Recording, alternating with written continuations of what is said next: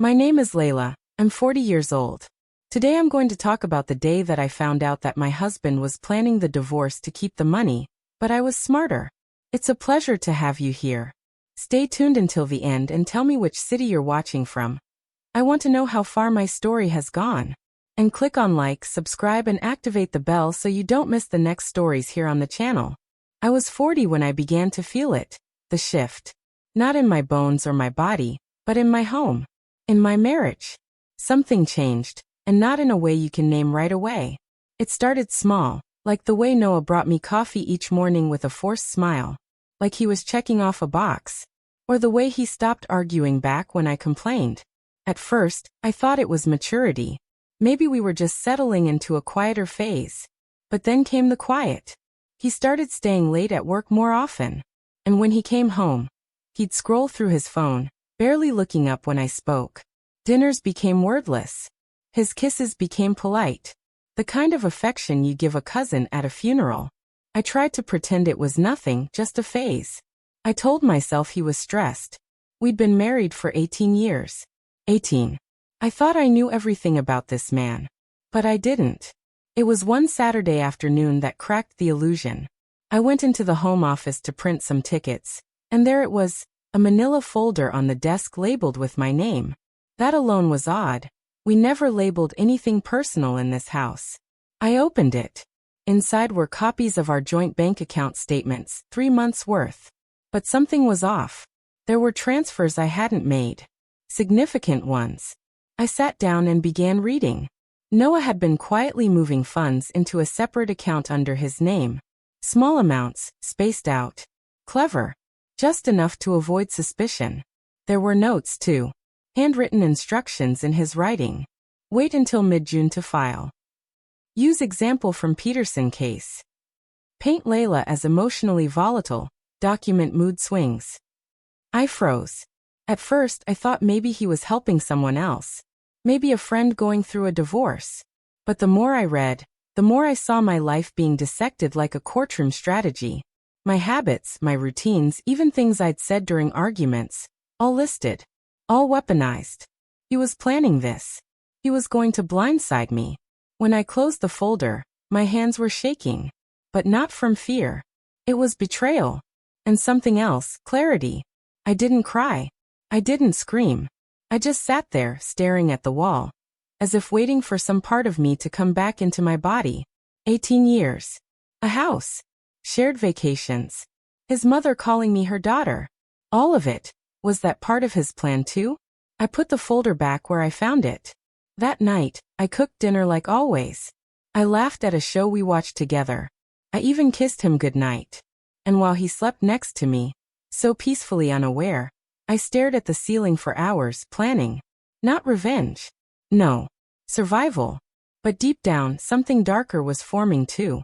A sense of justice. Of balance. He had tried to reduce me to a footnote in his plan. He thought I was too trusting, too soft, too oblivious to see it coming. He had no idea who I really was. The next morning, I started taking notes. I made copies of the documents. I saved every email, every message I could find. I stopped leaving my phone unattended. I met with a lawyer, someone discreet. I asked the right questions. Learned about joint assets, what constituted premeditation, how to protect myself without raising alarms. Every move I made after that was calculated. And all the while, Noah kept smiling, kept bringing me coffee, kept treating me like the clueless wife he thought I was. But I smiled too, because now I was 2 steps ahead. The night I found the second folder was when I realized just how far he was willing to go. This one was buried deeper behind old tax returns. Inside were photos. Screenshots of my texts to my sister. A note about the time I cried in the car after an argument. A list of prescriptions I'd filled over the years. He was building a case. A fake narrative. Trying to paint me as unstable. He was going to leave me, take the money, and make it look like I had pushed him to it. But what he didn't know was that I had already built a case of my own. I wasn't going to confront him. That would give him power. Instead, I would let him keep playing his game, believing he was winning. Because soon, very soon, I'd be the one laying down the final card. He wanted war. But I would give him silence. And silence can be much more dangerous. The hardest part wasn't the betrayal. It was pretending I didn't know. Every morning after discovering Noah's plan, I woke up next to a man who looked at me like a stranger. And I had to smile.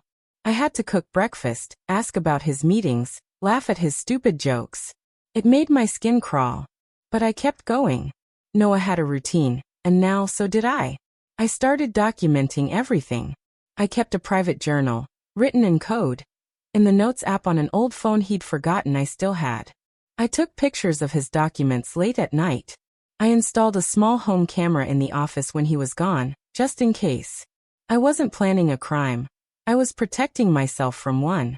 3 weeks after finding the folders, he made his first bold move. He came home with flowers. That alone should have been my first clue. Noah only bought flowers when he felt guilty or wanted something. He said, "Let's go away for the weekend. Just us." I smiled. That sounds nice. Inside, I knew exactly what he was doing. Lull me into comfort, get me to spend, maybe catch me saying something he could twist later. So I flipped it. I told him I'd been feeling distant lately too. I played the card he expected. You know, maybe I've been off too, I told him. Maybe we both need to reconnect. He bit. I could see it in his eyes. That brief flicker of satisfaction. Like he thought he was winning. We went to a quiet cabin 2 hours outside the city. He cooked dinner, opened wine, and while he was in the shower, I checked his bag. Inside was a burner phone. Locked. Hidden inside a rolled-up pair of socks. I didn't try to unlock it. I just took a photo of it. More proof. More patterns. The next morning, I watched him scroll through it while he thought I was still asleep, smiling to himself. I never asked. Never mentioned it. Just took another mental note. He was getting bolder, which meant he thought I was getting dumber. Back home, things accelerated. He suddenly wanted to go over finances. He casually asked where I kept important documents. He started commenting on my moods. "You've been tired a lot lately," he said once. "Maybe you should see someone." I nodded. Yeah, maybe I should. That night, I looked up therapists in our area and made an appointment. I wanted that paper trail. Let him try to use it against me. I'd turn it right back on him. But it was the call from our accountant that pushed everything forward. "Layla, I just wanted to confirm. Noah asked me to review the prenup." I thought it was odd, given nothing's changed lately. But maybe I missed something. We didn't have a prenup. I thanked him, hung up, and stared out the window for a long time. He was rewriting our past now. Inventing protections that never existed. I called my lawyer. "We're going to start moving," I told her. Quietly. Everything legal. Everything traceable. But it's time. The next week, I opened a new account in my name only. I moved small amounts of money. Nothing that would raise red flags. I started transferring key assets to my name. Items he never cared about. A car, some heirloom jewelry from my grandmother. Personal gifts I could prove were mine. And I started preparing mentally for the day he'd confront me. He was waiting for mid-June. I knew that from his notes. That gave me 6 weeks. 6 weeks to gather, document, and dismantle the fantasy he'd built about who I was. I kept acting like the devoted wife. I played my part so well it disgusted me. But each morning when I poured his coffee, I smiled knowing I was building something stronger than revenge. I was building freedom. And freedom, for someone who's been quietly controlled for years, is the sweetest kind of power. What would you do if it were you? Tell me in the comments. And don't forget to like, subscribe, and activate the bell to receive all notifications so you don't miss the next story. It happened on a Thursday morning. A perfectly normal morning on the outside. Noah came into the kitchen, kissed my cheek, and poured himself coffee. He asked if I had plans that day. His voice was casual, almost bored. "Not really," I said, keeping my tone light. "Just errands." He nodded. "You should relax more. Maybe take a day off." It was so subtle, it might have slipped past me if I didn't already know what was coming. But I'd memorized his folder. He was sticking to his timeline. And that meant today was the beginning. At 11:42 a.m., I got an email from a law firm. A formal notice. Noah had filed for divorce. The tone was cold, professional, and filled with legal language that made me feel like a number instead of a person. I didn't react. I was sitting on the couch with my laptop when I read it. The TV was on, the smell of coffee still in the air. My hands didn't shake this time. Instead, I closed the laptop, took a deep breath, and walked into the kitchen to finish washing a dish I'd left in the sink. It was oddly calming that moment. Like I'd been bracing for an earthquake, but when it hit, I was ready. When Noah came home that night, he acted like nothing had happened. "How was your day?" he asked. I smiled. "Uneventful." He looked at me a second too long. He was waiting for me to explode, cry, confront him. I didn't. I set his plate on the table. "Dinner's ready." He ate. I ate. We watched the news. And later, when he fell asleep, I emailed my lawyer. It started. "Let's proceed." The next few days were a blur of polite conversations and silent warfare. Noah kept his distance. He stopped bringing me coffee. He began sleeping in the guest room, claiming he needed space to think. "We should keep things civil," he said one night, standing in the hallway like a bad actor reading off a script. I nodded. Of course. Civility is important. He smiled, tight-lipped, satisfied. But I knew he was watching me closely, waiting for me to fall apart. What he didn't know was that I had already filed my own motion. I had proof of his secret accounts, the burner phone, the staged emotional manipulation. Every step he'd taken had been shadowed by mine. On a Monday afternoon, we met with our respective lawyers. A formal mediation, the first of several. Noah walked in calm, dressed perfectly, his tie just loose enough to seem approachable. He greeted everyone with that charming tone he used at dinner parties. His lawyer started. "We believe Layla has been emotionally erratic in recent months, and we have documentation of concerning behavior." I said nothing. My lawyer opened a folder. "Here are detailed logs of Mr. Bennett's financial transfers, communications with third parties, and attempts to fabricate mental instability on Mrs. Bennett's part." The room shifted. Noah's smile cracked just slightly. He didn't speak. "We're prepared to present these in court, but would prefer a private settlement." His lawyer blinked. "We'll need a recess." When they left the room, my lawyer looked at me and whispered, "That was the first hit." I didn't smile. I just nodded. The next morning, Noah tried a different tactic. He made breakfast. "Thought we could talk," he said, setting the plate in front of me. "I don't want this to get ugly." I looked him straight in the eye. "Then maybe you shouldn't have started it that way." His face changed. Just for a second. Like the mask slipped. Then he forced a chuckle and sat across from me. "We're both adults. Let's just divide things fairly." That's all I've ever wanted. He didn't answer. He just stared at his coffee, like it might give him answers. But the truth was clear now. He didn't understand how I'd gotten ahead of him. He thought I was weak. He thought I wouldn't see through the lies. But I had. And this was only the beginning. 2 days after our first mediation, Noah's lawyer called mine with a request for a new meeting. They wanted to reassess the proposed settlement. I knew that meant something had spooked them. My lawyer looked me in the eyes and said, "They're scrambling. Now's the time to press." So we did. I submitted an affidavit with the documentation I'd quietly gathered for weeks. Bank statements, timeline comparisons, even the blurry photo of the burner phone. But it was one piece in particular that cracked everything open, a recording. I had installed the camera in our office weeks before, almost forgetting it was there. It had captured a conversation between Noah and someone he thought was speaking privately, a former coworker. In the video, Noah bragged about the divorce timeline. He called me harmless. Said I'd probably just cry and sign anything. He laughed. It wasn't illegal. But it was damning. Especially in court. When my lawyer submitted that file, everything shifted. Noah was summoned for a follow-up conference. His expression during that hearing said it all. His confidence had been replaced by calculation. His eyes darted between his lawyer and the documents like he'd just realized he'd brought a spoon to a sword fight. At home, he stopped pretending. "You went through my things," he said one night. "You think that's fair? You plan to gut me financially and paint me as unstable." I replied, not raising my voice. "So yes, I think it's fair. He stared at me, and for the first time in 18 years he looked afraid of me. A week later, Noah proposed a settlement. It was low, laughably so.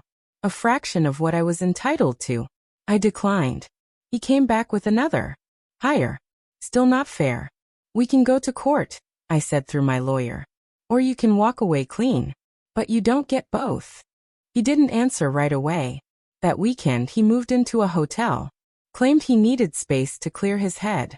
In reality he was hiding.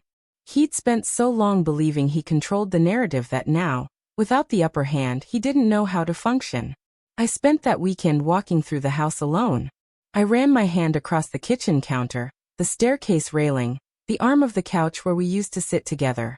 I wasn't sad. Not anymore. I wasn't numb either. I was awake. On Monday morning, I received a call from Noah's lawyer.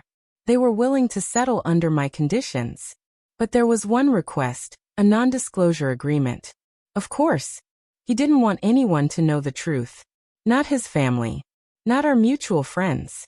Not even his mother, who had once introduced me at church as the daughter I never had. I took a long breath. We'll consider it, I told my lawyer. But I want something in return. That night, I typed a letter. Not to Noah. To myself. I wrote everything I'd learned. Every moment I'd doubted my instincts. Every time I'd swallowed discomfort to keep the peace. I wrote about the silence. About the shame. About the slow erasure of who I was. And then I wrote this. He underestimated you. Don't ever underestimate yourself again. The settlement hearing was scheduled for a Wednesday morning. I wore a simple navy dress, no jewelry, no makeup beyond the bare minimum. I wanted to look exactly like what I was, a woman who had been through a war and survived. Noah was already there when I walked in. He looked tired. Not disheveled, but worn. Like someone who'd finally realized they were not the hero of their own story. His lawyer greeted mine with forced civility, and we sat down to finalize the terms. Property was divided, assets split, accounts closed. My lawyer spoke calmly, methodically. I barely said a word. There was no need. Then came the non-disclosure. As discussed, his lawyer said, sliding the paper forward. I took it, read every line, then handed it to my lawyer without a word. She agrees, my lawyer said. On one condition. Noah shifted in his seat. Layla will sign the NDA, she continued. But Mr. Bennett will remove his name from the deed to the house. Fully. Irrevocably. There was a beat of silence. That wasn't part of the. It is now, she said. Noah turned to me. You want the house. You never even liked this place. I met his eyes. I built my life in it. And you tried to use it against me. That's over. He hesitated. Then nodded. Fine. And just like that, it was done. When I got home that night, I walked through each room slowly. The silence felt different. Not heavy. Not cold. Just mine. I opened a drawer in the office and pulled out the burner phone I'd taken from his travel bag weeks ago. He thought I hadn't touched it. But I had. I'd quietly unlocked it using his old passcode, the one he used when we were first married. Inside were months of messages with someone named T. Explicit, flirtatious, and mocking. Gonna be free soon. Just gotta finish the crazy wife act. I think she's starting to suspect. She's too dumb to know what's coming. I took screenshots of everything. Then, without drama, I printed them and placed them in a sealed envelope. No return address. Just a name on the front. Teresa Donovan. I mailed it that same day. Quietly. Without a word. I didn't need revenge in court. I didn't need a scene. I just needed him to know he wasn't the only one who could operate in silence. A week later, his sister called me. We hadn't spoken in months. Did you send something to Teresa?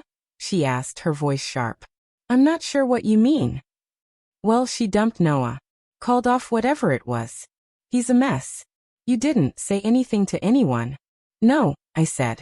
And I hadn't. All I had done was let the truth walk itself to the front door. That night, I sat on the porch with a glass of wine. The wind was soft, the evening quiet. For the first time in a long time, I didn't feel watched.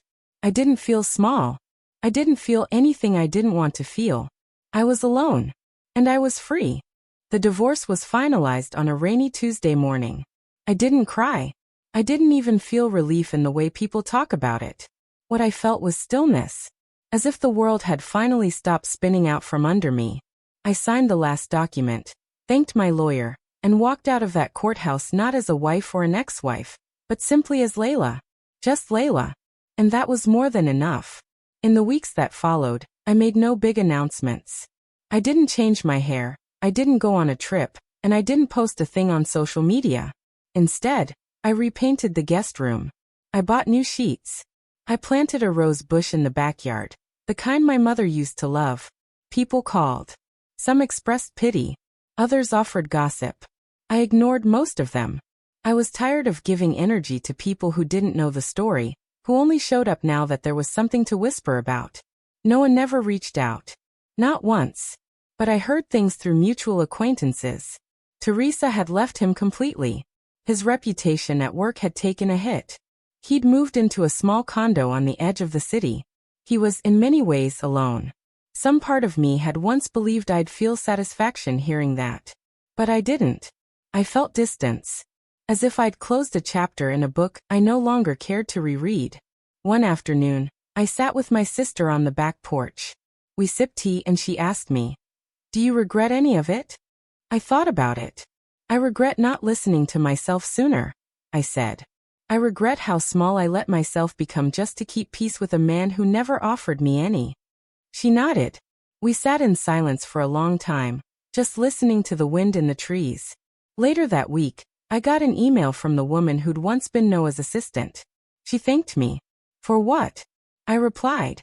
Her response was short. For reminding me it's okay to walk away, even when they say you're overreacting. Especially then. I never answered. I didn't need to. I knew what she meant. The house felt different now. Lighter. Not because Noah was gone, but because I was back. I took my time settling in room by room. I replaced the things that held memories too heavy to carry. I kept others, not as reminders of him, but of myself. Of who I'd been, and who I'd become. One evening, I found a box of old photos.